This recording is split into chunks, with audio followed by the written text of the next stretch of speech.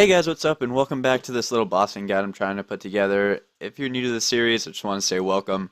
A couple things I want to go over before we start up. I know I've been kind of putting out videos real slow, but these videos do take a while, and I've been pretty busy lately studying for finals, and this weekend I have to go up to go watch my sister graduate. So I'd rather put out like one or two videos every week and have them be really good instead of having like four or five videos that are just poor quality. So hopefully after finals I'll be able to spend a little bit more time on these videos so I'll be able to get more out a week. But until finals is over, that's probably not going to happen. Another thing I wanted to mention, thanks a lot for all the support on the last couple of videos. I know small channels don't usually get a whole lot of views, but you guys have killed it on the last couple of episodes. So just want to say thanks for that. And one more thing, I think I said this in episode 1, but as the fights go on, the videos are going to get progressively longer. So what I'm going to do in this video is I'm going to go through all the regular boss fights, and then what we're going to do for the raid bosses is we're going to split them up into like a boss showcase, because for one, I can't beat the Spider Queen for the life of me, so this is a little bit more efficient video-wise. And two, I just want to go over the attack patterns and all that stuff a little bit more in depth because they're a little bit more difficult to kill. So I'll try to show you, all the strategies for that, and that's going to take a while, and this video is probably going to be around 20 minutes long, and I feel the raid bosses would add at least another 15 minutes. So just for the sake of not trying to shove a bunch of information down your throat at one time, we're going to split it up into a couple videos. So that's about it for the intro. Let's get going. So we're going to start right off, and as per usual, the first couple of boss fights are going to be just about as easy as taking out an anthill with a pound of C4. So it's going to start off with this cutscene. This guy looks big, he looks bad, but not much of a threat. He's got one attack that I saw at least. It's this one right here. He'll swipe twice, 2 sequence attack, not a big deal. Do the same thing you do for all 2 sequence attacks.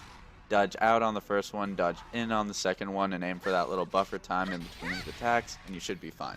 For this guy, he has a 3 sequence attack and a kind of spring forward. He'll lean back on his back feet, and then he'll kind of try to hit you with his pickaxe. Now, I want to mention that in Anile, you're going to start seeing bosses that have like 3 sequence attacks, but he'll sometimes only do the first or second bit of it. So just watch out for that. It's something to watch out for just because, I mean, if you're expecting a 3 sequence and then it falls short, then you could miss a couple good hits. Moving on to Information Chief Kales, he'll have a couple different attacks. That first one you see right there, which is a base attack, he'll slice over his head. Then he's got this one right here where he'll drag his sword on the ground while rushing towards you and slice it up. As soon as you start to see the motion of it slicing up, just dodge to the side. Not very hard. So this attack you're going to want to watch out for a little bit. He'll swing around with his sword twice. I can dodge through it because my dodge skill is kind of high, but just as a safe bet, I would dodge back and then dodge back into him. Same as we do with those 2 sequence attacks. But heck, if your dodge skill is high enough and you dodge late enough, then you can kind of just go through his whole attack and his attack becomes irrelevant. So we're going to get to fight this guy twice, thank God.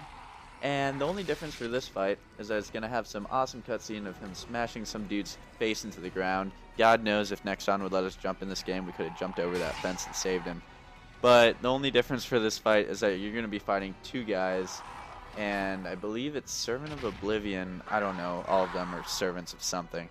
And then Information Chief Kales.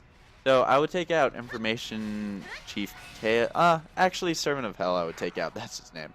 Because he's got a little bit longer range attacks. He's got that 3 sequence, which will go all the way across the map, and that jump. And then just take out. Next up, we've got the Ashen. Dude's a piece of shit. Can't do anything. He's got that base attack right there, and then he's got this other kind of Vegeta-like final flash. So what I found for this attack, best thing to do, just dodge backwards and he won't be able to hit you, and that'll put you right in range for you to get a couple attacks on him. Other than that, really easy fight, and we'll move on to the next guy. So next one is the Red Bearer. This guy's a little bit more difficult, and just as a general rule, when you're fighting guys with lances, I would try to get just a couple pokes in between attacks, but don't try to get like an entire combo off because usually they're really quick to recover from their attacks, and they can usually get you. So another thing for these lance guys, every time they attack, it kind of makes a shotgun-like sound. So I was just playing around with this guy for a while, and I found that even with my eyes closed, I could dodge any of his attacks just by the sound of it. So he has that 3 sequence attack, and like I was saying before, sometimes he'll only do 2 of the 3 sequence, but generally they're all the same. They all have the same like wind up for him. Next up is the Reaper. The only attack that makes this guy unique is that thrusting attack right there. So he'll throw his saber back and then he'll launch it at you in one quick motion. The only reason that you should get hit by this attack is if you're drinking a potion or something, because the windup for it's pretty long. You can see him step back on that right foot and then he'll launch it towards you.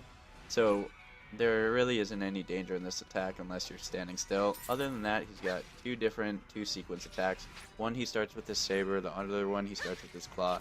You dodge them both the same. Dodge out, dodge back in.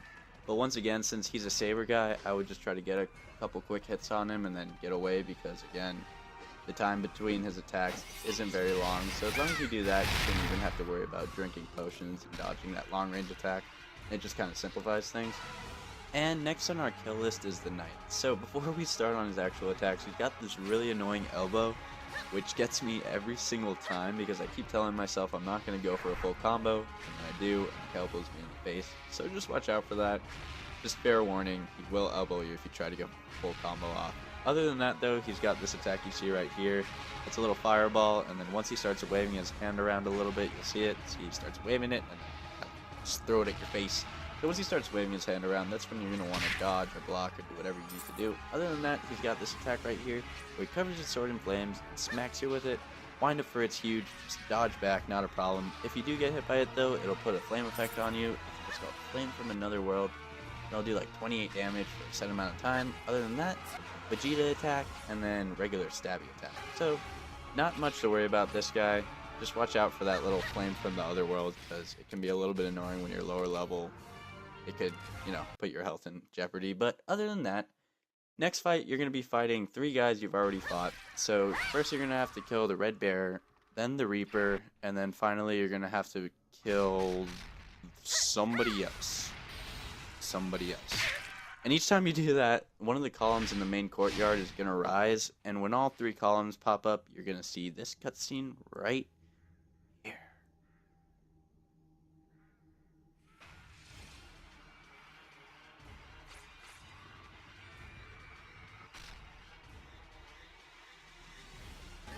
So this boss is called the Blood Prince, and he's a little bit more difficult than the last couple of guys. Once again, just want to put emphasis that he can elbow you in the face if you try to get a little bit too greedy with your attacks. So first thing, he's got that fireball attack, really annoying, puts a flame effect on you that'll kind of screw you over, same one I talked about before. But the animation is exactly the same. He'll stand up really proper, shake his hand a little bit, and throw it at you. This one's a variation of the last attack. The way you can tell instantly is that the fireball is significantly bigger. What he'll do is he'll throw it at his feet, it'll circle around him and back up to his hand, and he'll throw it at you. When it circles around him, he can do damage to you, so just watch out for that. Also, dodge-wise for this, you're going to want to dodge once it reaches the top of his hand, because from the moment it touches his hand to the moment it's flying at you is almost instant. So you see right here. So it goes down around him, and that's a little bit deceiving, but as soon as it touches his hand, basically, it gets thrown at you. So just dodge a little bit early for this one, and you should be okay. I always got the timing mixed up. Melee-wise, this guy's got 2 different variations of attacks. However, like I was saying before, one of his attacks is a 3 sequence, but you'll see right there, he can break it up into a 1 or 2 or 3 sequence. So honestly, I would just go in expecting a 3 sequence, and if it's a 2 sequence or a 1 sequence, then good for you, and you should be able to get a few hits on him.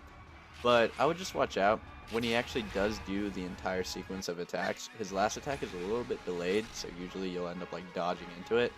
Other than that though, he's got this attack where he'll spear forward and then jump really far back.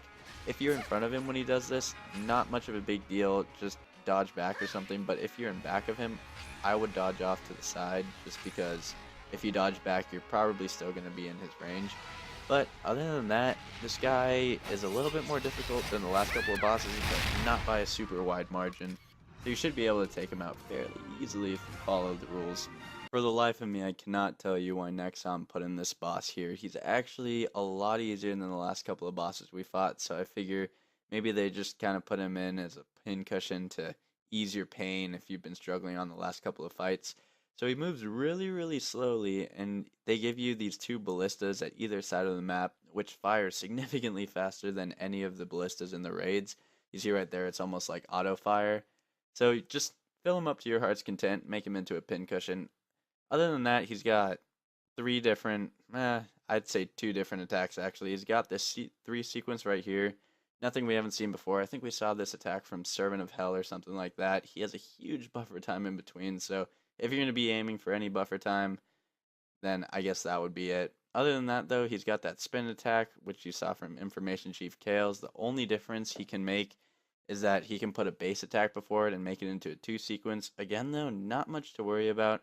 I would just dodge right into that a little bit late. Other than that, not a very hard boss fight at all. I guess Nexon was trying to give us a little break. Moving on to the next guy, Arson. There was actually no info on this guy on the wiki, so I couldn't put any of the stuff in the bottom right hand corner. Sorry about that. But he does have that attack right there where he'll hold up a big fireball to his head and smash it on the ground. So when you see that, you're going to want to get away from him because it'll do a pretty big radius of damage. Other than that, he's got this attack right here, which is similar to the last, except his hands will just have a little particle effect and slam on the ground. A lot smaller radius of effect though. So at this point, this attack's pretty standard for all mage guys. He'll stand up really proper, throw the fireball at you. He also has a little another variation because he wants to be special, where he starts waving his hands around like he's trying to catch a bubble, and he'll throw the fireball at you. Once again, not very big of a deal. He also has the Vegeta attack and a little uppercut, but this guy isn't much of a threat, so we'll move on to the Duke. This guy's a little bit more difficult than the last. So he'll have this attack right here, which we've seen before. He'll throw that DPS effect on you. Watch out though, because he has this little variation right there where he'll wipe his sword off, and when he does that, it doesn't look like it, but it'll actually damage you. Other than that, he has a bunch of melee attacks. So he's got this first one right here where he'll slash, and then he'll stab, and he'll kind of do two more slashes, and this reaches pretty much all the way across the map. What I would try to do for this is I would try to get him facing a wall. That way when he does the attacks, he just kind of goes into the wall and you can get to his back pretty easily. Otherwise you're going to be chasing him all the way across the map, which can be a little bit annoying. So that just simplifies things. Other than that, he's got this attack right here where he'll slash and then he'll just stab. And then I wouldn't say actually that's a different variation, but it's more just him doing the first two variations of that three sequence attack, which again, it's a little bit annoying, but you just got to get used to it because you just start seeing it more and more as the fights go on. The only actual different melee attack that he has is actually another three sequence. You'll see right there, he'll lift his spear up in the air, he'll do one stab, one spin, and then another spin. Not much to worry about though, because that one doesn't travel quite as far as the other one, so as long as you watch out, don't get greedy with your attacks on this guy, and just remember what I've been saying, then you should be okay. Next up is the Flicker. This guy's the bane of my existence. For the life of me, my depth perception was not working with anything electrical. So you see there, he's got his regular little throw the electricity ball at you, and then he's got this one where he'll stand up, and it looks like the same animation as when they're going to throw a fireball at you, but right after he'll rush. He has one other variation of electricity, and you'll see it right here. So the way you can tell the difference is when he's going to rush towards you, he'll kind of stand up really proper when he's engaged in the attack, but when he's going to send two electricity balls at you, he'll cross over his hand over his body. So that's the way I could tell. If you see any other way, then go for it. Let me know in the comments. But so when he throws that second ball, the second ball isn't tracing after you. It goes straight to where the second one or where the first one went, which I made that mistake a lot, and that's why I took a lot of damage, because I was trying to dodge the second one when the second one was going to the same place as the first, so I'd end up dodging back into it. So anyway, this is the Emperor. He's probably going to be the hardest boss in Anile besides the actual raid bosses themselves. So he's got this attack, which, it's pretty basic for all bosses to have at this point. But other than that, he's got also this wonderful attack. I told you I cannot dodge those for the life of me. And then he'll combine them. So when he combines them, the only difference is that it tracks you a little bit. So you'll see when I dodge it, it actually tries to move towards me. And it's not as big of a deal as you would think, because by the time you dodge or it gets even close to you, the trajectory is usually too linear to even hit you. So other than that, he's got this flash attack you see right here, which he'll summon guys, which can be really annoying. It's got no limit to it, so don't think you can only use it like a couple times. I mean, the only plus to it is that you get a bunch of AP, which, could work in your favor. Other than that, he's got this disappearing attack you'll see right there. Once he appears, he's going to instantly rush forward, so you're going to want to either dodge left or dodge right. It's important to note that he's going to always spawn at your back, so you'll see right here, he spawn at my back, and then I'll turn back around, and he'll spawn at my back again. So if you're going to have your camera anywhere, might as well just be facing your character head on, that way you can see him spawn and execute a dodge pretty easily. Then he's got this melee attack right here, which is a normal 2-sequence attack, not anything we haven't seen before. If you dodge it the same way, we dodge all 2-sequence attacks. This next attack is probably one of his most dangerous attacks, but at the same time, easiest to dodge.